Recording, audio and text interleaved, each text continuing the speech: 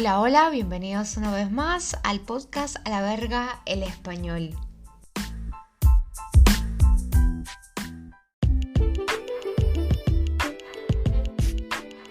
Bueno, como ya saben, este pequeño espacio está hecho para los estudiantes que quieren practicar un poquito su español y sobre todo que quieren enfocarse en la parte comunicativa ya a un nivel un poco más avanzado. Así que por eso también es mi ritmo un poco acelerado. En este podcast vale recordar que la temática es muy variada, se habla de todo un poco y no solamente a temas relacionados a la cultura latina, sino en general.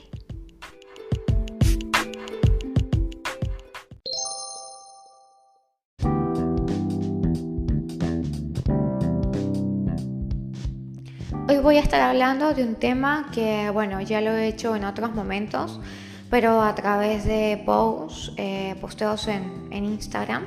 Y esta vez tiene que ver un poco con la reflexión sobre el racismo en la sociedad argentina. Así que comencemos y espero les guste.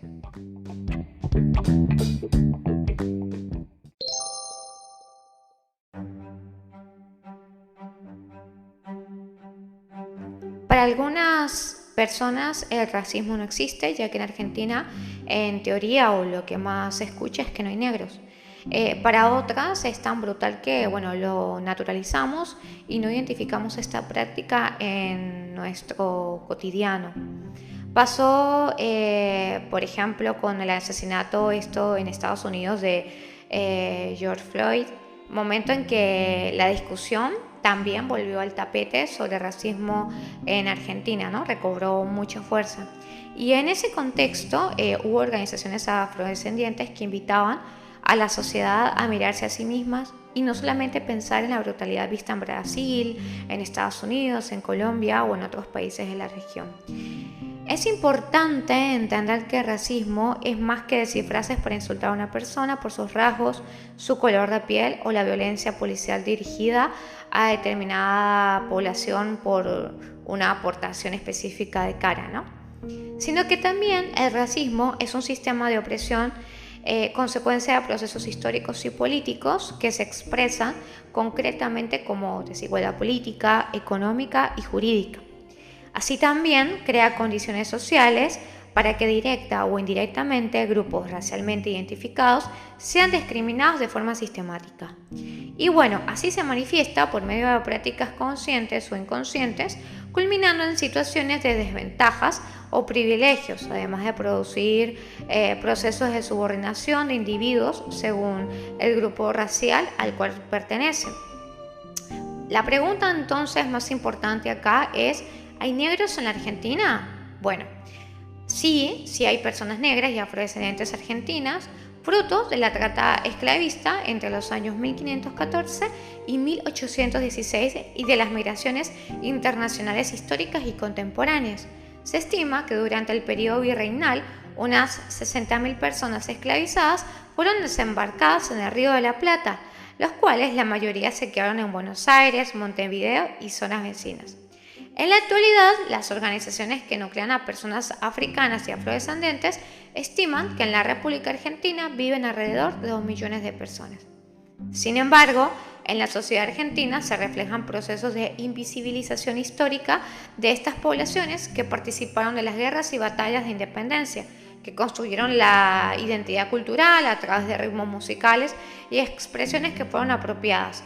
La falta de registros de los censos nacionales que identifique las poblaciones afrodescendientes en Argentina es una forma de racismo institucional que de a poco está cambiando con el fortalecimiento de las organizaciones sociales afro y de reconocimientos que han logrado, como la ley 26.852, que reconoció el 8 de noviembre como Día de los Afroargentinos y de la Cultura Afro. A partir de acá es importante entonces pensar en cómo podemos identificar el racismo del día a día.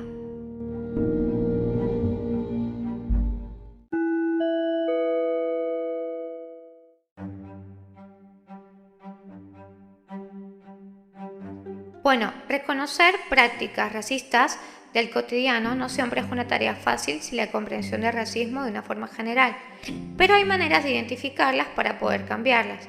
Hay algunas frases como por ejemplo trabajo en negro, plata en negro, me está negrando, tuve un día negro, vinculan la negritud con cuestiones negativas, malas e informales.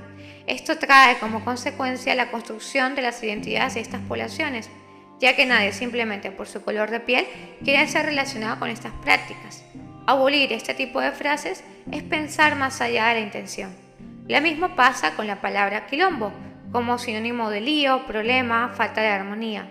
Pero en realidad, esta es una palabra que para las poblaciones afrodescendientes es lucha y resistencia.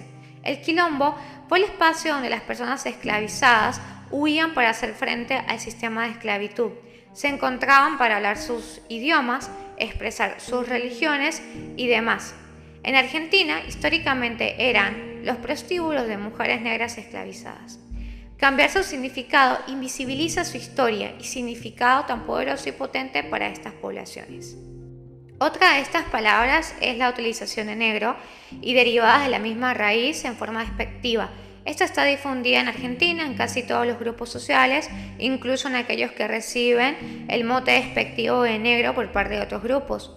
Sin embargo, es necesario destacar que también existe un amplio uso del término negro y negra con un significado absolutamente fraterno y carente de toda intención discriminatoria. Es un apodo muy común entre amigos y familiares. Por ejemplo, los admiradores de la famosa cantante Mercedes Sosa la nombran cariñosamente como la negra. Otras derivaciones de esta palabra viene de grone, ¿no? Anagrama de negro en berre. También es un término racista de amplia utilización en Argentina, especialmente en Buenos Aires.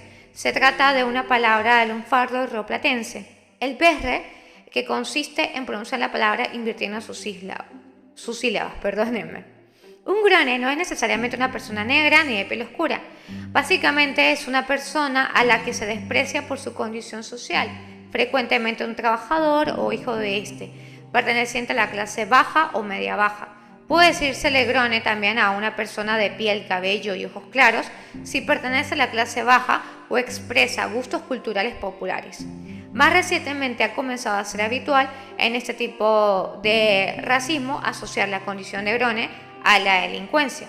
Lo mismo pasa con groncho, que es un término abiertamente racista y ampliamente utilizado en Argentina y Uruguay, que deriva de una corrección de la palabra negro, derivado del groncho, que se utiliza como gronchada también, para referirse a un acto desagradable. Por ejemplo, una persona puede decir que un par de pantalones que no le gustan son una gronchada, aludiendo que es un estilo que podría ser utilizado por un groncho, un negro. Y anteriormente había hablado de la palabra negrada, que es un término también utilizado en Argentina y Uruguay, y uno de los significados racistas es idéntico a gronchada. Por ejemplo, la pelea de anoche fue una negrada, o ese colegio es una negrada.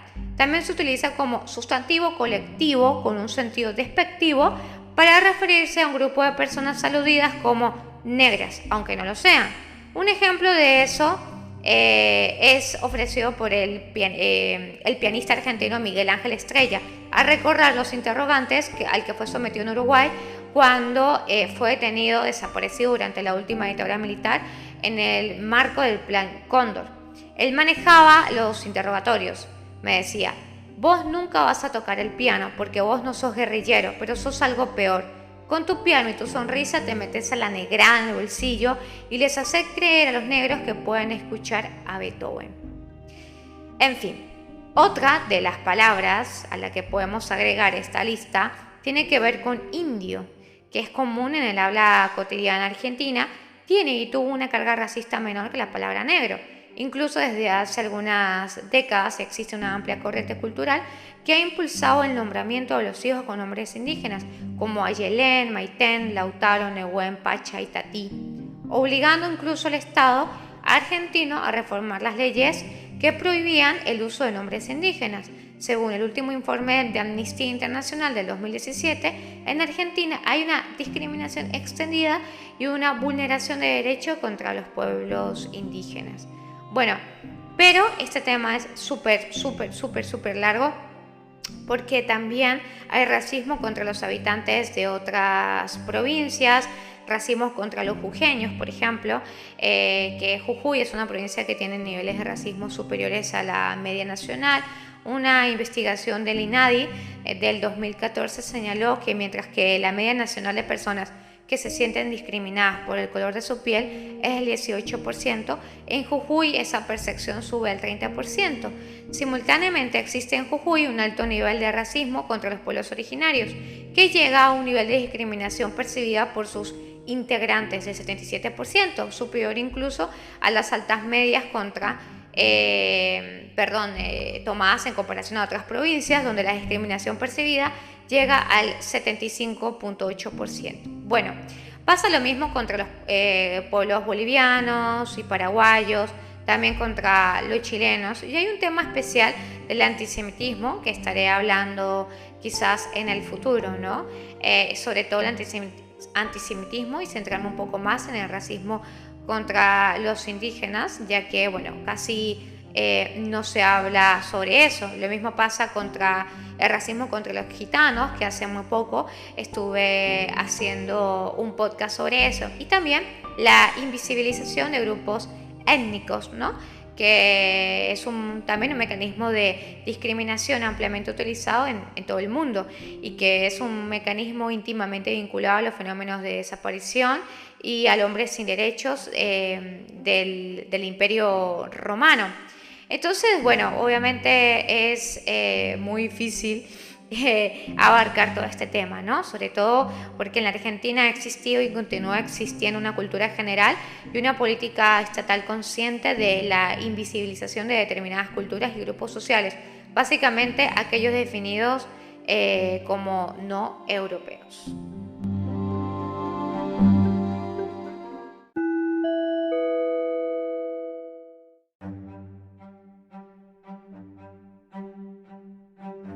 La negación del racismo, incluso en sus formas más evidentes, es una característica del racismo en la Argentina que se repite en muchos otros países modernos y en particular en casos particulares como Perú, Brasil. La negación hace aún más difícil combatir el racismo porque este adopta la forma de un proceso sutil e insidioso. Resulta habitual encontrar autorrepresentaciones de la Argentina como un crisol de razas, un equivalente del melting pot estadounidense. Y en realidad la idea de asimilación cultural que subyace al concepto de crisol de razas tiende a emerger a través de manifestaciones racistas como la exaltación de una supuesta raza argentina, que se opone a la idea del pluralismo cultural. El concepto de una raza argentina fue desarrollado por José Ingenieros en su libro de Sociología Argentina en 1913. Bueno, y una manifestación de esto es el festejo oficial de 12 de octubre del famoso Día de la Llegada de Cristóbal Colón de América como el Día de la Raza, establecido por el presidente Hipólito Yrigoyen y copiado en muchos países de América Latina. Otro caso destacado en algunos comentaristas u opinólogos es el caso del escritor ultraderecha Agustín Laje Arrigoni, que en el 2022 en el programa de entrevista mexicano El Octágono afirmó que en Argentina no había racismo. Cuando el entrevistador le preguntó nuevamente, ¿no hay racismo en Argentina?, Agustín reafirmó, no, en absoluto.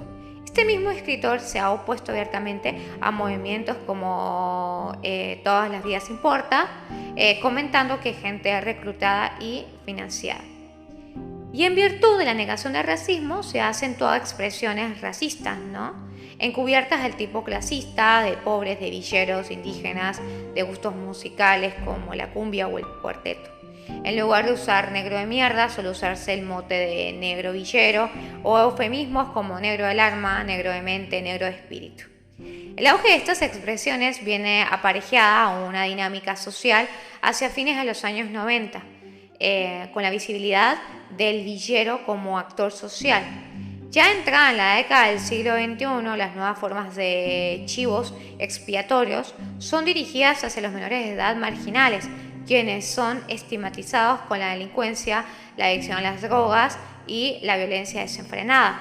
Negro villero, entonces, esta expresión refleja estigmas de territorio, clase y raza, la cual se interpela a partir de una sospecha generalizada sobre sus capacidades morales, laborales e intelectuales.